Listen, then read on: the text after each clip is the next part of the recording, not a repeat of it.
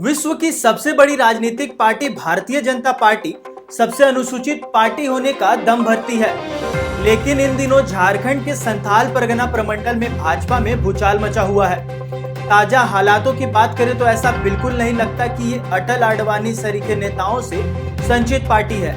अब सवाल उठता है कि आखिर भाजपा को नजर किसकी लग गई और नजर उतारने के लिए पार्टी आला कमान द्वारा पहल भी होगी या फिर झामुमो मुक्त संथाल परगना का नारा लगाते लगाते भाजपा मुक्त संथाल परगना बन जाएगा। लोकसभा चुनाव की घोषणा के बाद भाजपा के हौसले बहुत परवान पर थे। दूसरे दलों से प्रमुख नेताओं को पार्टी में शामिल करने का सिलसिला चल रहा था।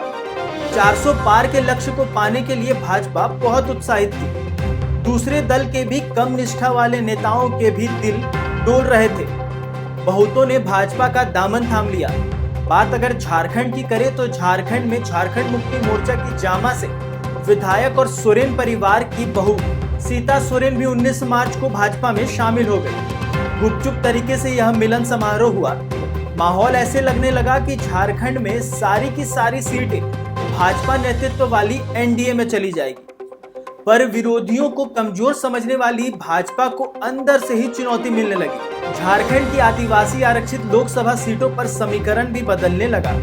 भाजपा के कार्यकर्ता ही नहीं, उससे कहीं ज्यादा विधायक, पूर्व विधायक और प्रमुख नेता अपनी चाल चलने लगे।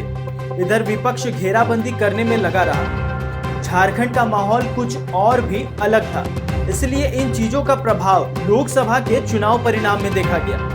अब चूंकि लोकसभा चुनाव की समीक्षा हो रही है तो पार्टी और पार्टी के लोगों की सच्चाई सामने आ रही है। उधर दुमका से भाजपा प्रत्याशी सीता सोरेन ने विस्फोटक बयान देकर आग में घी डालने का काम किया है। मीडिया रिपोर्ट के मुताबिक सीता ने हार का ठिकरा पूर्व सांसद सुनील सोरेन, पूर्व मंत्री डॉक्टर लुइस मरांडी और सारठ विधायक रणधीर सिंह पर फोड़ते हुए बिकने तक का आरोप लगा दिया है।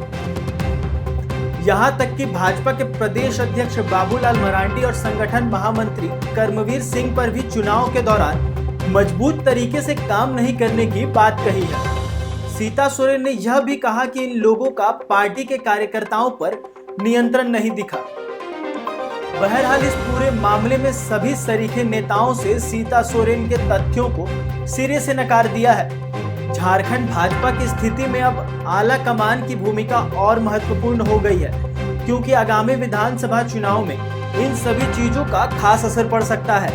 अब देखना होगा कि अपने बयानों के जाल में सीता अपनी नैया डुबोएंगी या फिर भाजपा आला कमान कोई सख्त फैसला लेकर चीजों को नियंत्रित करेगी। फिलहाल द न्यूज पोस्ट में इतना ही। ऐसे ही तमाम खबरें हम आपके बीच लाते रहेंगे। तब तक के लिए देखते रहें द न्यूज पोस्ट।